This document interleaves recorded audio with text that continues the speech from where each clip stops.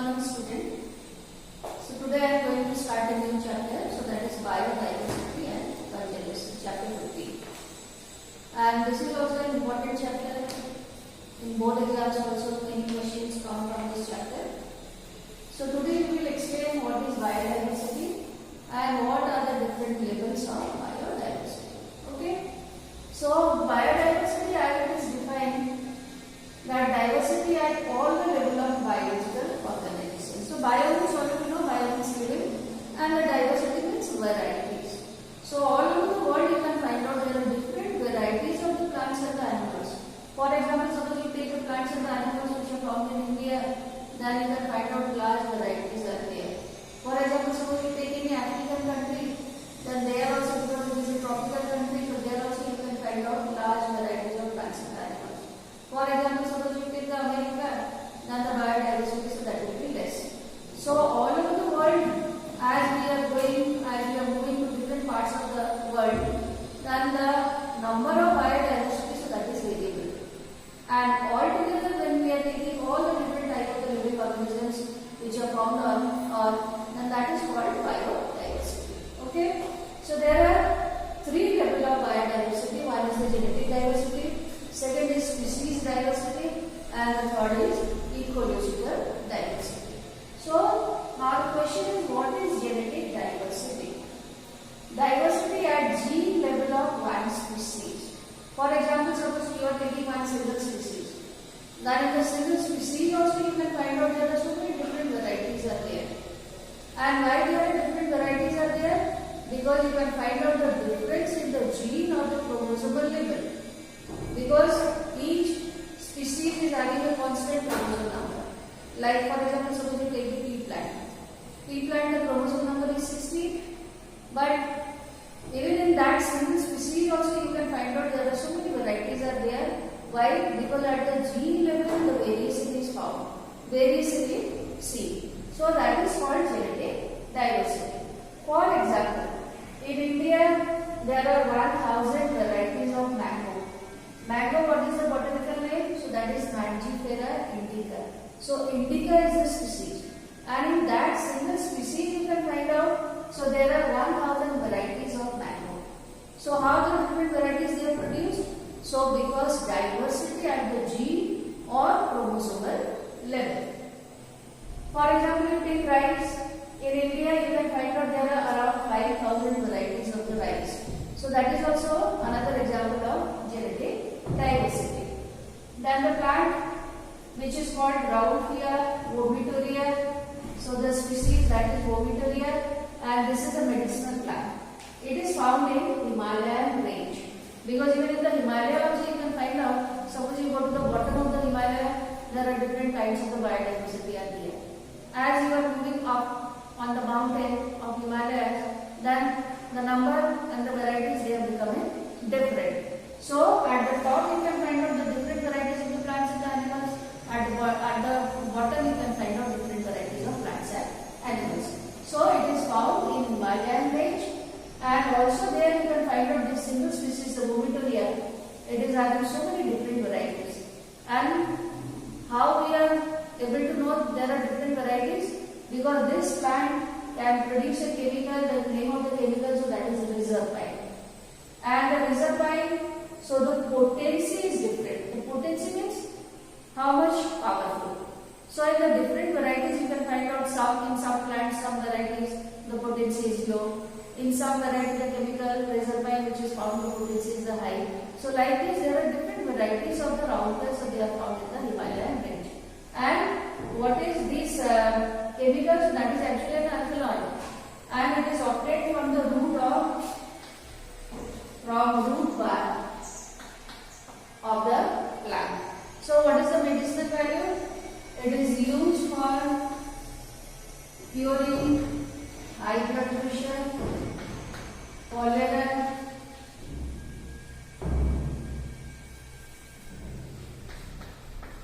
and even in snake bite also.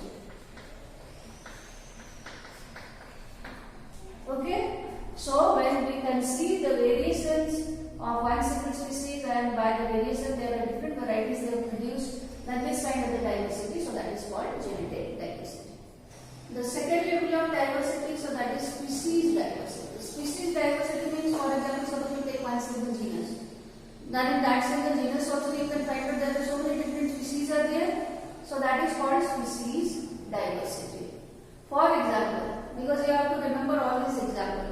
In board exams, you get the example. Like for example, the question is given: greater amphibian species they are found in Western Ghat in comparison to the Eastern Ghat. So, what kind of biodiversity it is? So, like this, you will get the question. So, you have to remember all the examples. So, in the Western Ghat, greater amphibian species they are found. Suppose you take the Western and the Eastern Ghat. In the Eastern Ghat, there are less amphibian species are found. Whereas in the Western Ghat, you can find out more number of amphibian species. So, that is an example of species diversity. Then the third one, so that is ecological diversity. Ecological diversity means diversity at the ecosystem level. Now you know that there are different kinds of ecosystem are there. Land ecosystem is there, then the water ecosystem is there. Then you can find out there are different kinds of forests are there, evergreen forest, deciduous forest, rain forest, and the tropical areas, tropical ecosystem are there, temperate ecosystem are there. So all over the world you can find out, depending on the habitat, there are different kinds of the ecosystem are there. And the environment and the climatic conditions of the ecosystem, they are also responsible for the origin of many new species of plants and the animals. Like for example, suppose you take the example of a tropical evergreen forest, then you can find out the biodiversity which is found there. So that is different from the temperate forest. So why? Because the climatic conditions, so that is different. And depending on what kind of plants is growing in that particular area, then the varieties of the animals will also be different. Like for example, suppose you go to the Arctic area, the polar area, you can find out the animals which are found there, so they are different from the animals which are found on land. So why? Because the ecological conditions are different. Okay? So for example, here the example is given. For example, in India, which is a tropical country, and in India you can find out there are different seasons are there. Summer is there, rainy season is there, then the winter is there, and also there are different type of the ecosystem are there. You can find out in some of the state desert are there. In some of the state you can find out the temperature is little bit high. In some other state the temperature, so that is the moderate temperature. Here you can find out all different kinds of forests they are also found. So India, because there are different type of the ecosystem, so India is rich in biodiversity. But for example, suppose you take the country Norway, where the climatic condition is not as suitable, as favorable as it is found in India, and many the ecosystems, so that is the grassland ecosystem, naturally when number of ecosystem will be less, then the biodiversity will also be less. Okay? So why the biodiversity conservation, so that is important. So that is important for survival and well-being of planet. If the number of biodiversity will be more, because from the biodiversity we are getting so many things. From the nature we are getting so many things, the timber we are getting, food we are getting, medicine we are getting, fiber we are getting, and from the plants also, from the animals also we are getting so many benefits. So for the survival of the human being, the ecosystem should be, or the biodiversity should be conserved. And if you want a stable ecosystem all over the world, and you want to conserve the planet, then also you have to conserve the biodiversity. So that is the importance of biodiversity. Now the question is, how many species are there on Earth? So you can find out there are different taxonomies. They have given different numbers. Like for example, Robert May has given the estimate, so that is 7 million. And as per IUCN data, number of biodiversity is 1.5 million. If you go to tropical area, then the number of biodiversity is more. If you go to temperate area, then the number is less. In tropical area, you can find out there are many species which are yet to be discovered, and the naming, so that is also not completed. So all the estimation, that is actually a scientific guess. Exactly, no scientist can tell what is the exact number of biodiversity on Earth. So these are all the guess. Now here you see there are 3 figures are given, and these figures you get in board exams. Now here the labeling is given in the figure, but in board exams, in place of the labeling there will be written A, B, C, and you write down what is A, what is B, what is C. So you have to remember the labeling. And here I have written invertebrate and the vertebrate and the plants. So what is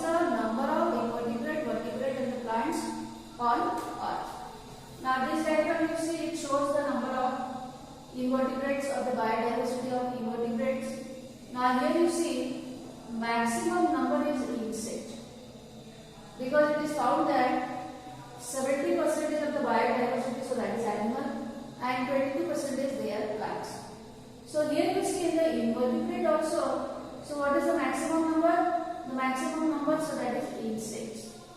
And this one is mollusca, crustacean, and the rest of other animals, now they occupy only this place. So this is the biodiversity of invertebrates. If you take vertebrates, then in vertebrates you can find out around 50% they are fishes. And of the remaining 50%, maximum are birds and the reptiles, and the mammals, the number is also low, and the amphibian, their numbers are also low. Okay, so this is the biodiversity of vertebrates. And the third one, here you see the plants.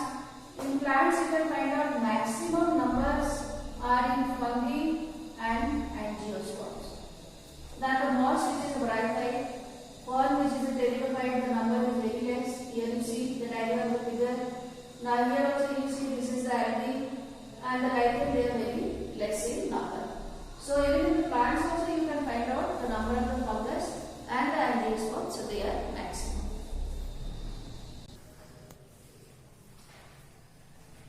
So the figure about different type of biodiversity, so that is invertebrate, vertebrate and the plants. So what was drawn? In that figure there was no place of prokaryotes. So this is an important question. Why no place is given to prokaryotes while considering the biodiversity? Okay. So the answer is that taxonomical methods are not suitable to identify, because the identification, you know, so that is one of the method to discover new type of plant and animals. So there are no proper taxonomical method to identify the prokaryotes. Mainly the prokaryotes you can find out these are all the microorganisms. They are very minute organisms. With the help of the microscope they can be seen. So the proper method they are not developed to identify them. And many species of prokaryotes, they are not culturable under lab conditions. If you want to culture them inside your lab, because there are different techniques are there, you have to prepare the culture media, and in the culture medium you have to grow the microorganisms. So there are specific methods are there. But there are some microorganisms which cannot be cultured under lab conditions. So that is the answer. Why the prokaryote? Because what is the actual number? So that is also not known to the biologist or the taxonomist. So no proper place is given, because the number may go to millions. And that is the reason why there is no place given to prokaryotes while considering the diagram of biodiversity. Okay. So the area, what is the land area? Suppose you take the whole world.